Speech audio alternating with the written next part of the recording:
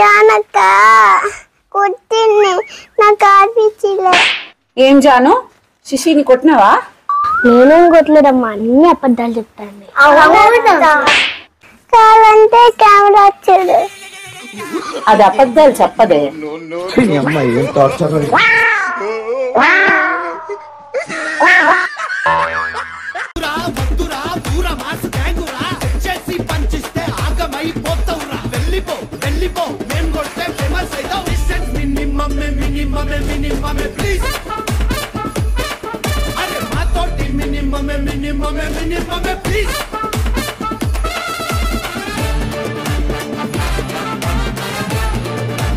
మా హాలిడేస్ వచ్చాయి, మన ట్రిప్కి వెళ్దామా ప్లీజ్?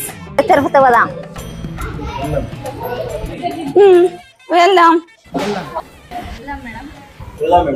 ఒక కరిపప్పు ఒక జిలేబీ నాకు, ఒక జిలేబీ నీకు. 2 days later.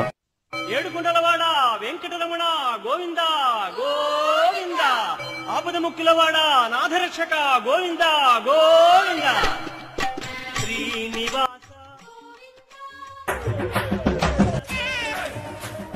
నీకు భలే హ్యాపీ ఉండదు కదరా నీకు? శ్రీమాతా శ్రీ మహారాజ్ఞి శ్రీమత్ సింహాసనేశ్వరి. మేడం మేడం మార్చొద్దండి మేడం.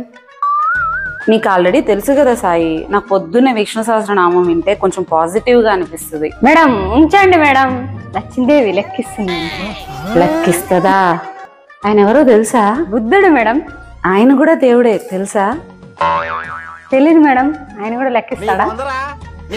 నెత్తి నోరు కొట్టుకొని పాపం ఆయన మనశ్శాంతిగా ఉండండి రా అని చెప్పి 24 గంటలు చెప్తుంటాడు. మనకి మనశ్శాంతి అవసరం లేదు, లక్కే కావాలి కదా. దేవుళ్ళలో కూడా రీచ్ని చూస్తాడంటే పిచ్చి మొహం దానా.